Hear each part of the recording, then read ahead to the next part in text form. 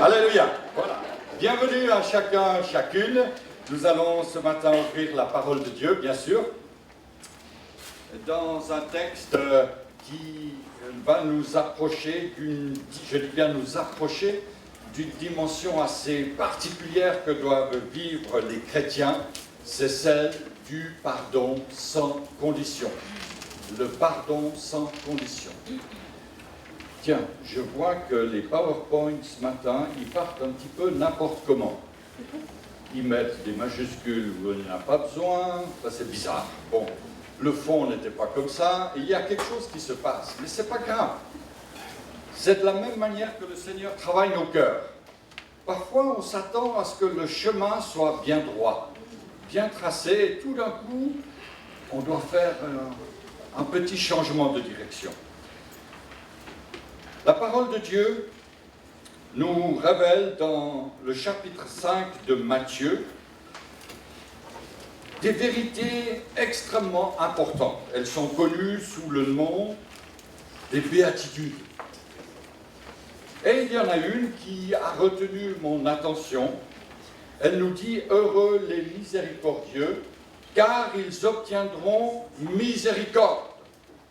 Ou dans la version parole vivante, « Heureux ceux qui ont de la compassion pour autrui, car Dieu aura de la compassion pour eux. » Et dans la version du Semeur, « Heureux ceux qui témoignent de la bonté, car Dieu sera bon avec eux. » Alléluia. Seigneur, alors que nous voulons ouvrir ta parole, nous te demandons, Seigneur, de nous diriger, de nous conduire. Merci de bénir les enfants qui sont maintenant avec leurs moniteurs, de bénir les visiteurs, les visiteuses, que ta grâce, Seigneur, soit avec les habitués de ce lieu, ceux qui sont là, Seigneur, pour un temps de vacances, un temps, Seigneur, de visite, que ta grâce, Seigneur, soit avec chacun et chacune. Conduis-nous, Seigneur, que nous puissions recevoir de toi ce matin les paroles que tu as en réserve pour chacun. Amen.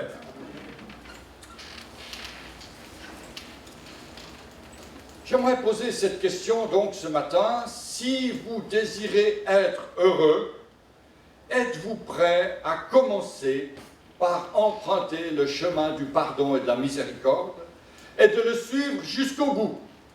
Êtes-vous prêt à entrer dans cette dimension de la miséricorde de Dieu? Alors ce matin, nous parlerons effectivement de la miséricorde, nous en donnerons quelques définitions, mais sachons une chose, il y a dans notre vie beaucoup de choses dont nous pensons comprendre le sens. Nous avons une certitude quant à ces choses, mais bien souvent, le Seigneur nous montre que nous nous trompons, que nous nous égarons, que nous avons de faux raisonnements. Alors j'aimerais ce matin vous demander de faire une petite gymnastique intellectuelle et de vous laisser renouveler dans votre esprit, dans votre intelligence, par ce que le Seigneur aimerait y déposer. Voulez-vous être heureux? Certainement. Alors soyons miséricordieux. Un deuxième texte va nous conduire ce matin dans cette réflexion. Il s'agit d'un texte que nous trouvons également dans l'évangile de Matthieu au chapitre 18, à partir du verset 23. Il s'agit là d'une parabole. C'est pourquoi, dit Jésus, Matthieu 18, verset 23, « Le royaume des cieux est semblable à un roi qui voulait rendre compte à ses serviteurs. Il se mit à compter et on lui en amena un qui devait 10 000 talents. » J'ouvre ici une petite parenthèse, utile, je pense, pour comprendre le sens de cette parabole. 10 000 talents correspondent grosso modo à 6 000 journées de travail pour un talent. Un talent, c'est 34 kilos d'or. Donc il y a ici quelqu'un qui doit 10 000 talents. 10 000 fois 34 kilos. c'est-à-dire une dette d'à peu près 1 milliard de francs.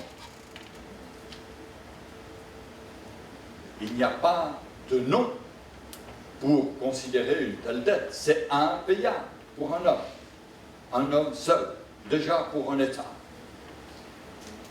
Est-ce que les Grecs sont prêts à payer leurs dettes?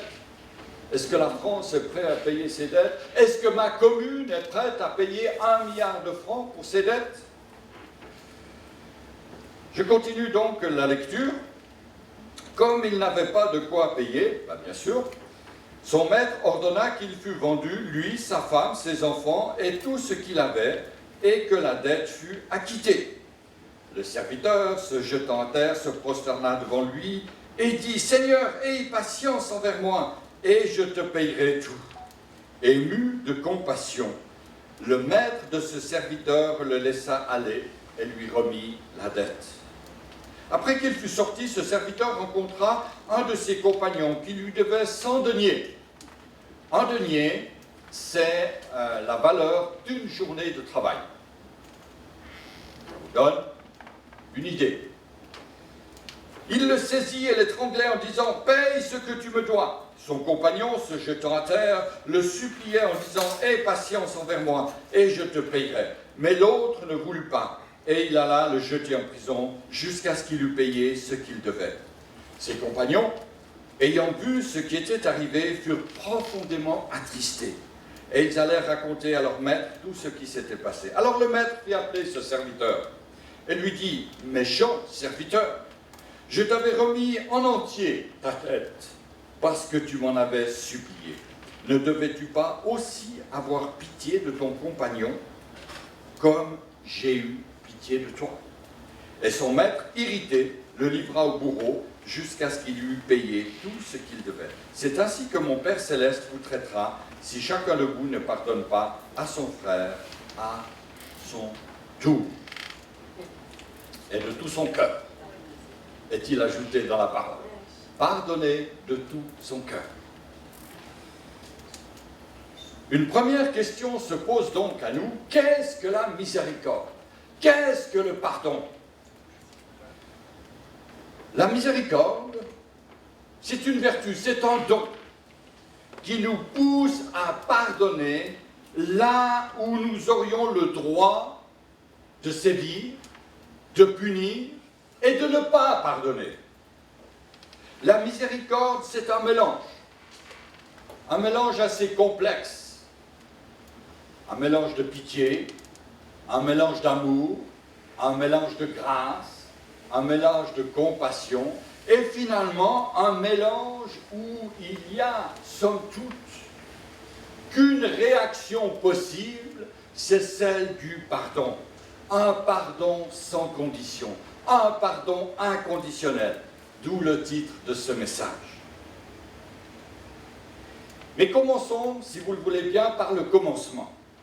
La première chose que l'on doit faire avant de pouvoir faire miséricorde, avant de pouvoir pardonner, c'est d'avoir soi-même reçu miséricorde. Il est évident qu'on ne peut pas donner ce que l'on n'a pas reçu. On ne peut pas donner ce que l'on n'a pas reçu. On ne peut pas accorder miséricorde si nous-mêmes, nous n'avons jamais goûté à la miséricorde. Il est peut-être possible que vous n'ayez jamais ressenti le besoin d'obtenir miséricorde, le besoin profond d'être pardonné, d'être libéré, d'être aimé malgré vos fautes et vos erreurs. Oh, certains me diront ce matin, mais je suis satisfait de moi-même. Je ne vois pas trop de fautes en moi. Peut-être êtes-vous comme le pharisien de la célèbre parabole qui est monté au temple pour prier. Et là, avec des effets de manche, se tenant debout, il a levé les yeux vers le ciel et il a dit ceci: je te remercie, Seigneur, de ce que je ne suis pas comme le reste des hommes. Tout gonflé de lui-même, enflé par son orgueil, plein de son importance, de sa générosité. Il aurait même pu continuer par dire « Je ne suis ni menteur, ni voleur, ni alcoolique, ni fumeur, ni drogué, ni colérique, ni adultère. Je n'ai rien de tout cela. » En définitive, sa prière est un modèle de satisfaction de soi. Alors, bien sûr, il ne va pas implorer la miséricorde divine pour lui-même. Ça, c'est bon pour les autres. C'est bon pour les pécheurs. Et puis là, au coin de la rue, il y avait un autre homme qui se frappait la poitrine en disant « Oh Dieu, sois apaisé envers moi, qui suis un pécheur. » Cette catégorie de personnes, j'espère que vous n'y appartenez pas, ce sont les gens qui n'ont besoin de rien. Parce qu'ils ont tout. Ils croient tout avoir. Et votre pire ennemi ne pourrait pas vous souhaiter de plus grand malheur que celui-là. Tout avoir. Peut-être appartenez-vous à une autre catégorie. Celle des gens qui vivent dans une fausse sécurité. Et par un heureux concours de la vie, des circonstances, vous êtes gâtés, professionnellement, matériellement, dans votre foyer, dans votre famille, dans votre santé. Vous avez joué au loto, vous avez gagné le gros lot, vous avez 2 bateaux, etc., etc. Vous avez une fausse sécurité. Vous êtes satisfait de vous-même. Les échos qu'on dit de vous sont bons, mais en réalité, vous n'avez rien. Les gens qui étaient sur le Titanic, quand tout allait bien, ne se préoccupaient pas d'avoir une place dans un canot de sauvetage. Jusqu'au moment où le bateau a touché l'iceberg. Et là, il a commencé à se pencher, et finalement, tout le monde le sait, il a coulé. Des femmes se sont alors précipitées sur leurs bijoux, les ont arrachés et les ont donnés pour avoir une place dans le canot. Une place à prix d'or. Mais je ne crois pas qu'elles ne l'ont trouvé. C'était trop tard. Tout l'or du monde ne pouvait pas leur donner une place dans un canot de sauvetage. Peut-être appartenez-vous à une troisième catégorie. Une catégorie de personnes qui ont énormément souffert par les vicissitudes de la vie. Des gens, des hommes, des femmes qui sont aigris et qui regardent autour d'eux les amis, la parenté, la famille, des gens proches ou lointains. Et là, vous rencontrez de l'indifférence. Vous rencontrez même du mépris. Vous avez demandé le secours à Dieu avec une certaine religiosité. Vous avez récité des prières.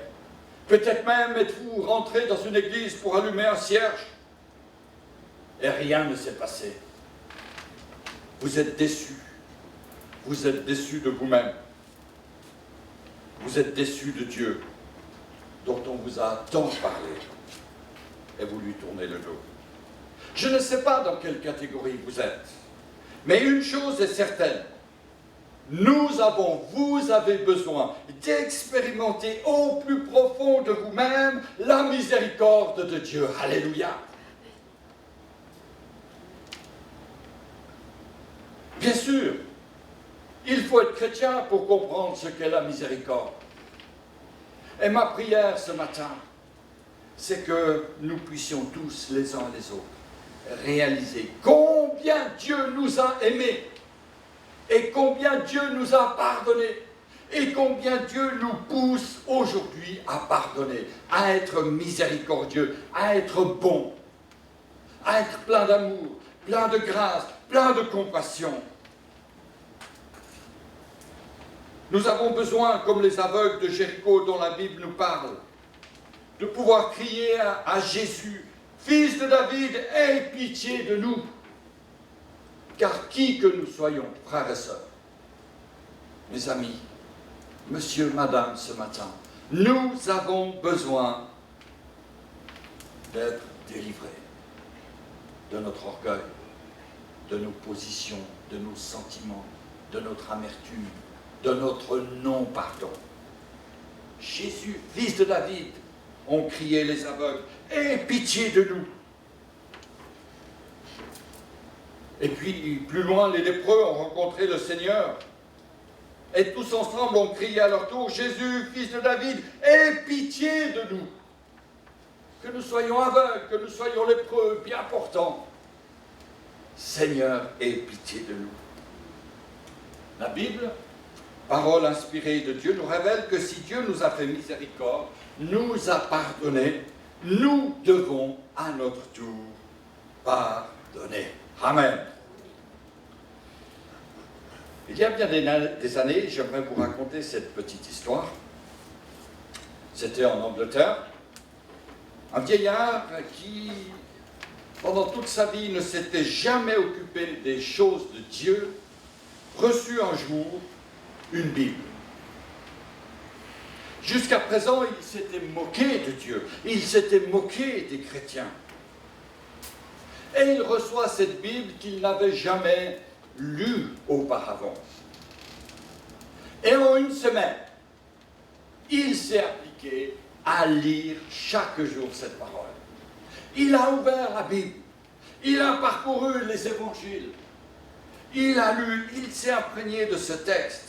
Et au bout d'une semaine, il se tourne vers sa femme et dit « Femme, femme,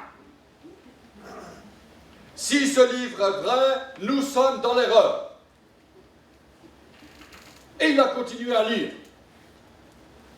Puis il s'est tourné au bout de quelques jours vers sa femme et il a dit « Femme, si ce livre est vrai, nous sommes perdus. » Vous connaissez la suite? Vous la voulez? Et il a continué à lire.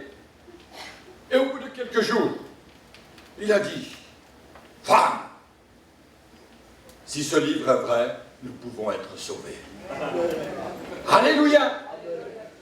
La Bible nous montre que nous pouvons être sauvés. Messieurs, dites cela à votre femme ce soir. Vous la prenez sur vos genoux, si c'est possible, et vous lui dites « Femme, femme, femme, la Bible peut nous sauver. La parole de Dieu est inspirée. Il y a le message du salut. » Ils ont découvert, cet homme et cette femme, le livre de la justice divine, le livre de la sainteté de Dieu, aussi bien que l'amour de ce Dieu qui était venu pour les sauver. Dans la parole de Dieu, Dieu révèle son plan grandiose de salut, ce plan qui se résume au message de la croix.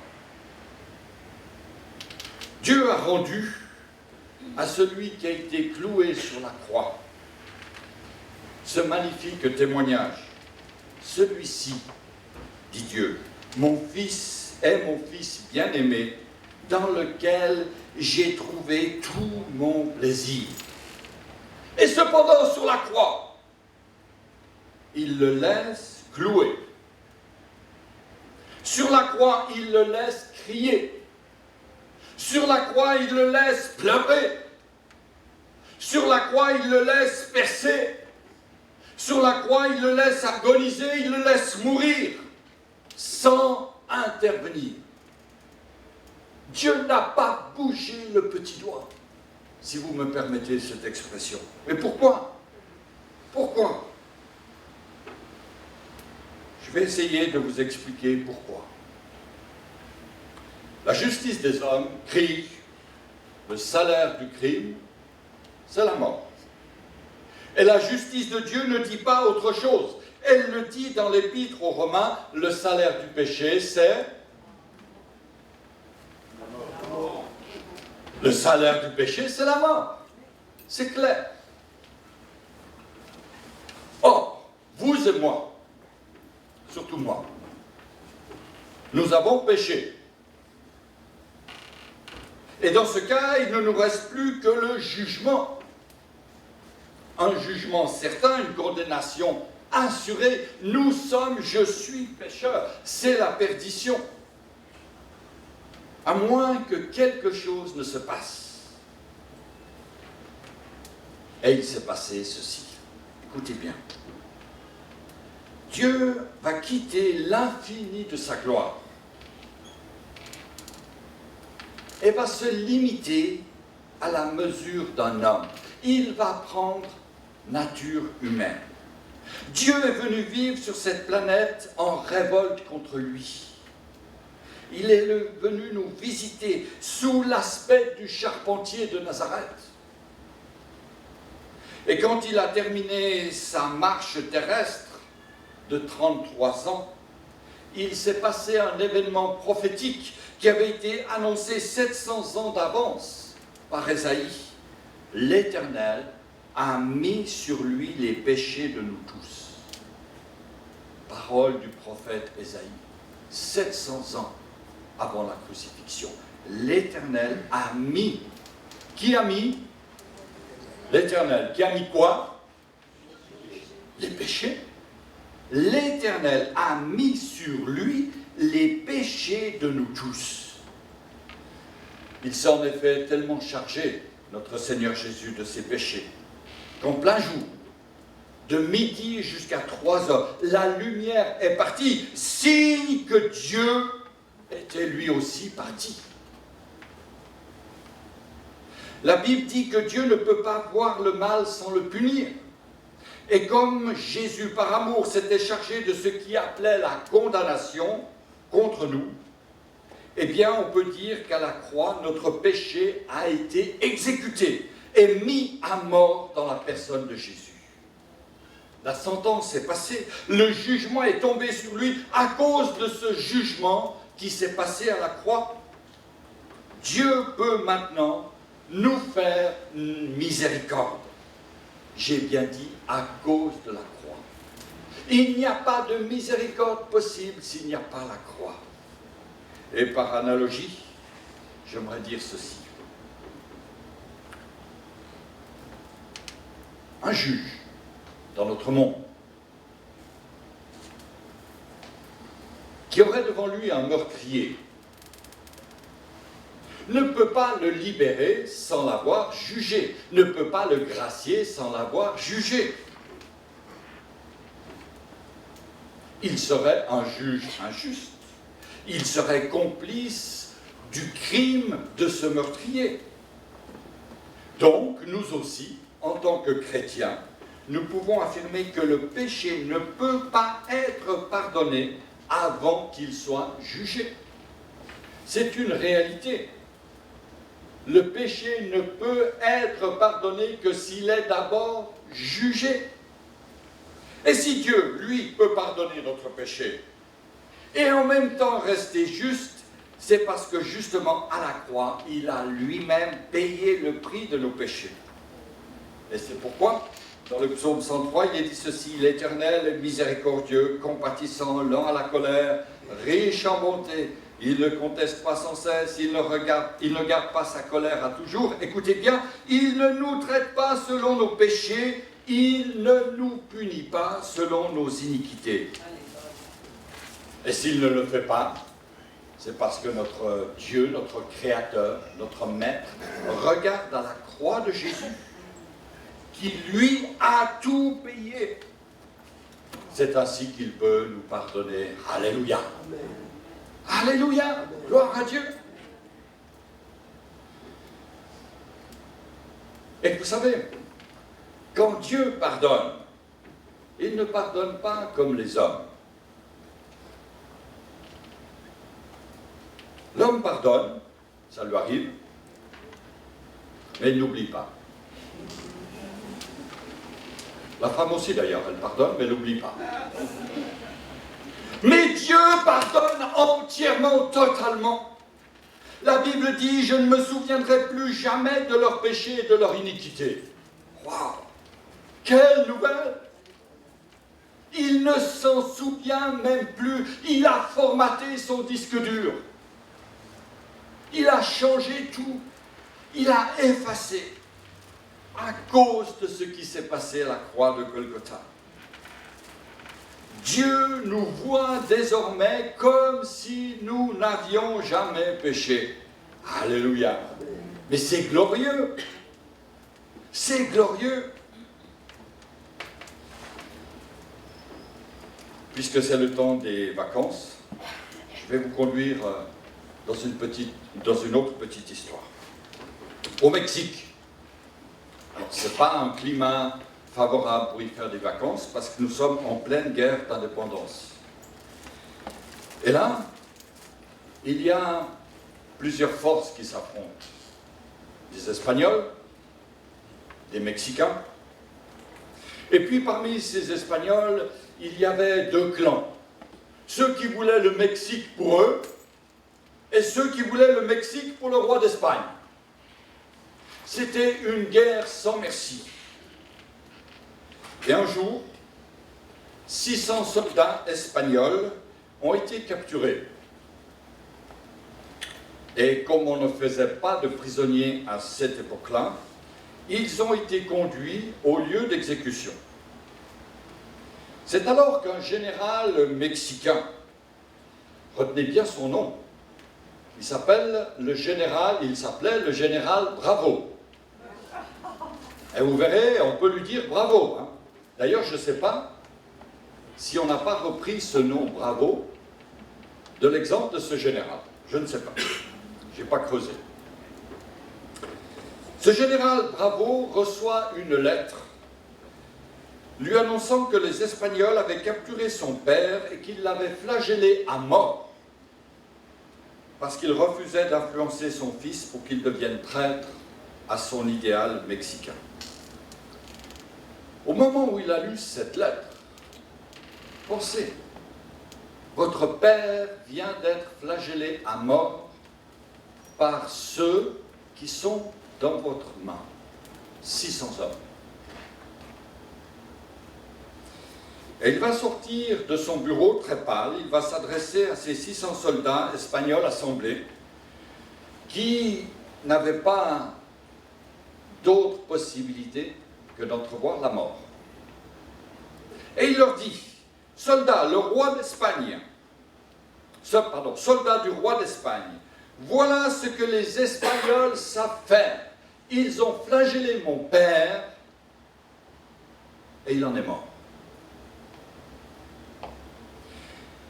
Mais moi, général Bravo, je vais vous montrer ce que les Mexicains savent faire. Je vous donne à tous la liberté. Partez. Et ces hommes stupéfaits ne sont pas partis. Ils sont restés là. Et on dit, général Bravo, nous marchons derrière toi maintenant. Nous sommes des hommes, nous sommes des soldats. Nous changeons de camp. Oh, alléluia. Frères et sœurs, avez-vous changé de camp? Dieu nous a tellement pardonné. Dieu nous a graciés.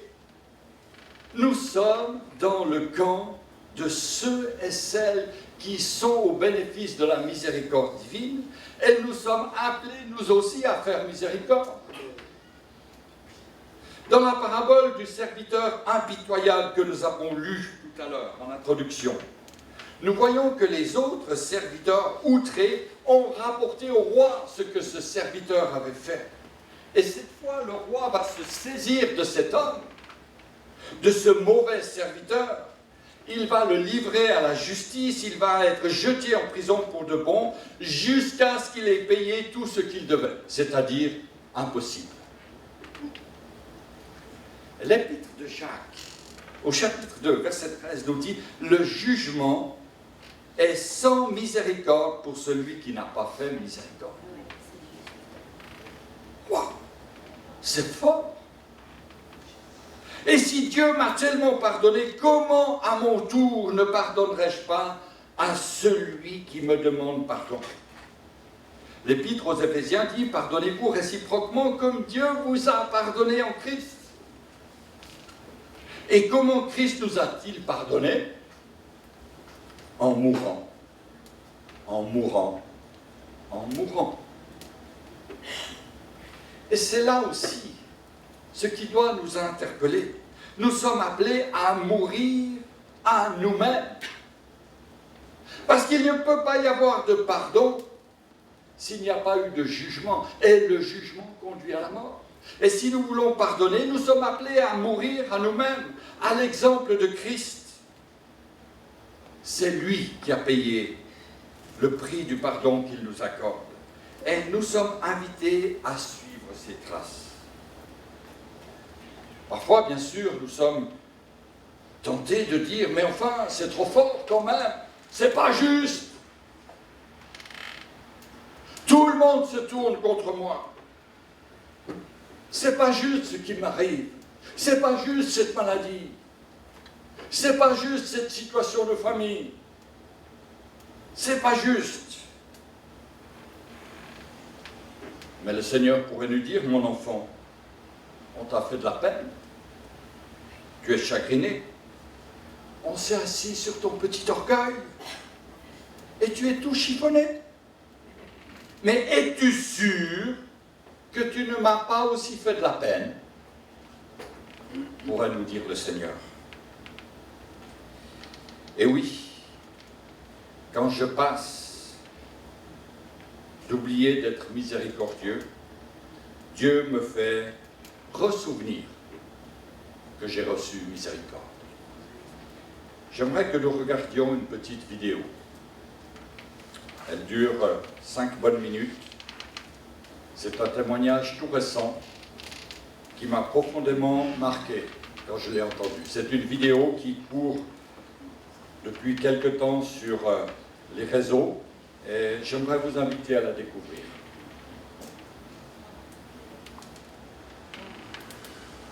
في المخيم لقينا بنوته فوجئت ان هي بتقول ان هي بتتفرج على ليه شيك واسمها مريم. ازيك يا مريم؟ زينة، انت كيفك؟ انا زي الفل. انت بتتفرجي على ليه شيك فعلا؟ ايوه. تحبي سات 7 كيدز؟ ايوه. انت فين بلدك؟ جايه من كراكوش برضو؟ ايوه من قراقوش انا. طيب انت عندك 10 سنين مش كده؟ ايوه. طيب قولي لي انت بقالك قد ايه هنا في المخيم؟ 4 أشهر.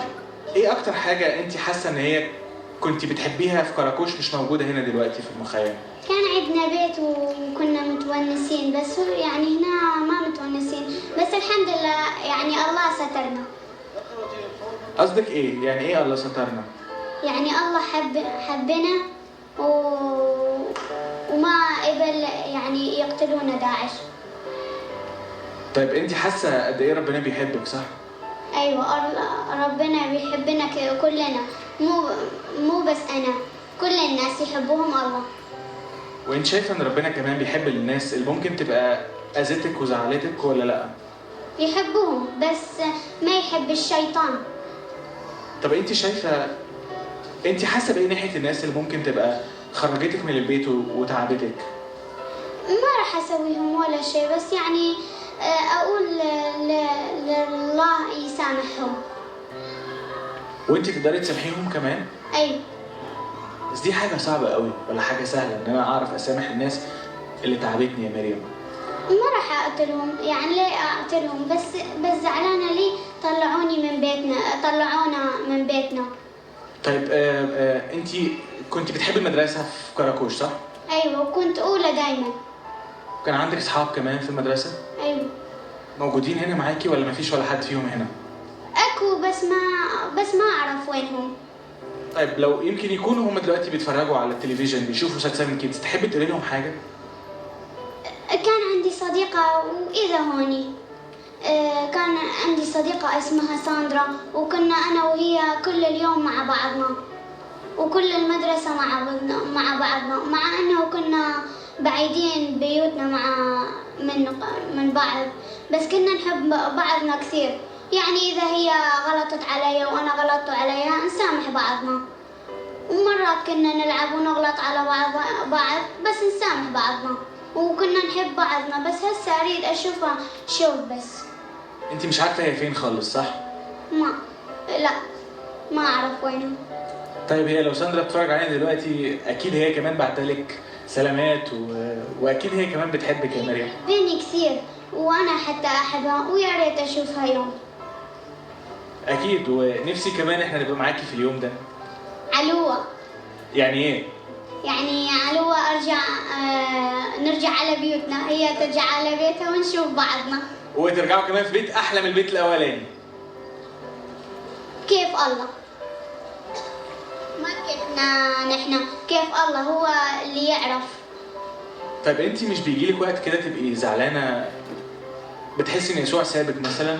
لا، مرات يعني ابكي على البيت مالتنا، ابكي على قراقوش، بس ما ازعل انه الله يعني سابنا من قراقوش، يعني رحنا من قراقوش. اشكره لانه سترنا وجابنا لنا، حتى اذا متبهدلين هنا، بس الحمد لله الله سترنا. انت علمتيني حاجات كتير قوي. شكرا. وانت حتى علمتني. علمتك ايه انا؟ علمتني يعني ما علمتني يعني حسيت بمشاعري. حسيت بمشاعري، أنا كان عندي مشاعر وأريد يعني يعرفون الناس إيش هي مشاعر هذول الأطفال اللي هنا. وانت عارفه ان يسوع مش هيسيبك ابدا، صح؟ ما راح يسيبنا، إذا مؤمنة وثابتة بينه ما راح يسيبني. طيب قولي لي، انت فاكره ترنيمه او فاكره حاجه لما بتبقي قاعده لوحدك كده بتحبي ترنميها او تكلمي يسوع بيها، ولا مش فاكره ولا حاجه خالص؟ عندي ترانيم. طب تحبي تقولي اكتر واحده انت بتحبيها؟ تبقى صغيره وقصيره بس نسمعها منك، ايه رايك؟ أكو واحدة.